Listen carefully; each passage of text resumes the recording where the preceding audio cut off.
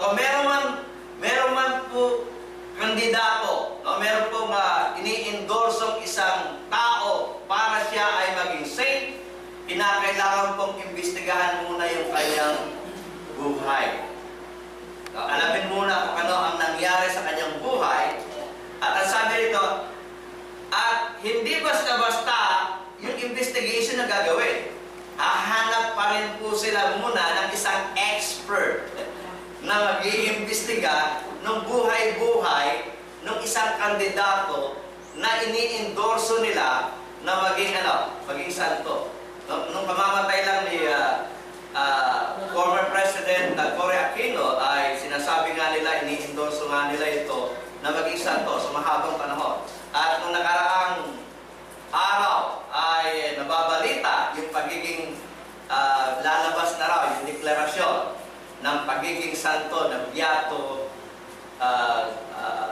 Saint John Paul, no? Na matagal nang namatay. Nung namatay po siya noong 2005, pero nung buhay po siya, tinatawag siyang Saint John Paul, pero nung mamatay po siya, ay sinimulan na po yung investigation sa kanya para i-declare siyang saint. Okay? Pero buhay siya, tawag sa kanya saint.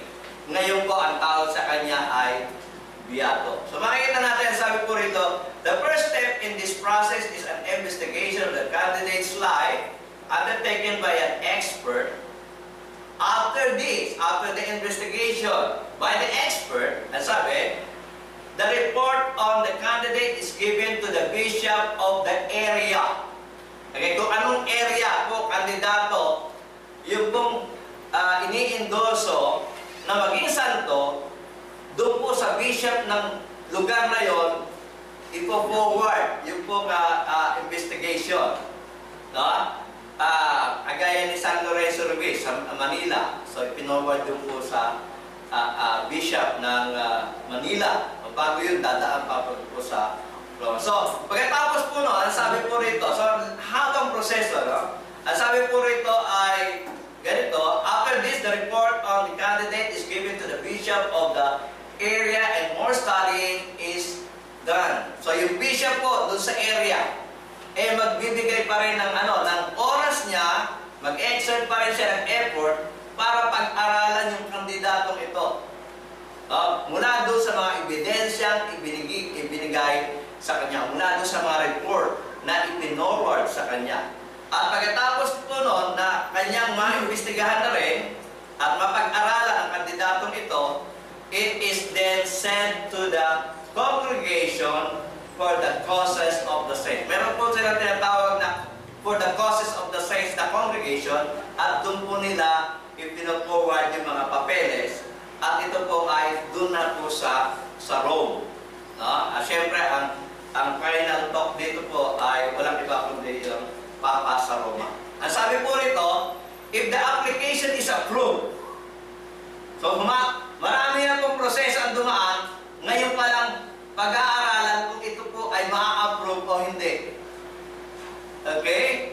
So, pwede rin ma-disapprove, pwede rin ma-approve. If the application is approved, the person may be granted the title of venerable.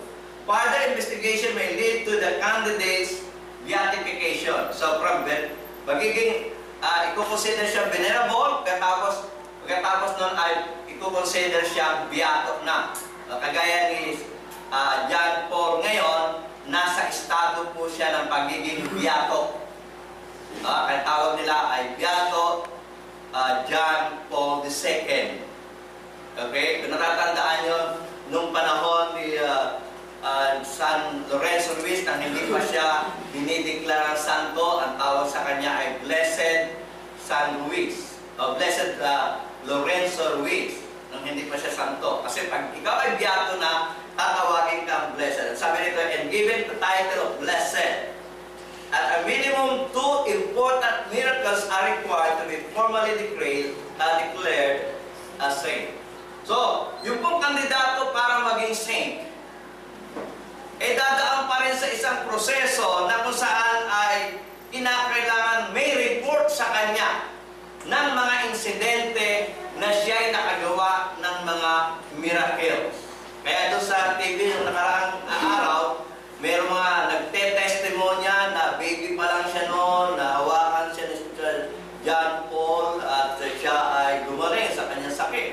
Isa naging doktor na nga. So, kinakailangan meron pong magte-testimonya na siya ay nakagawa ng isang miracle.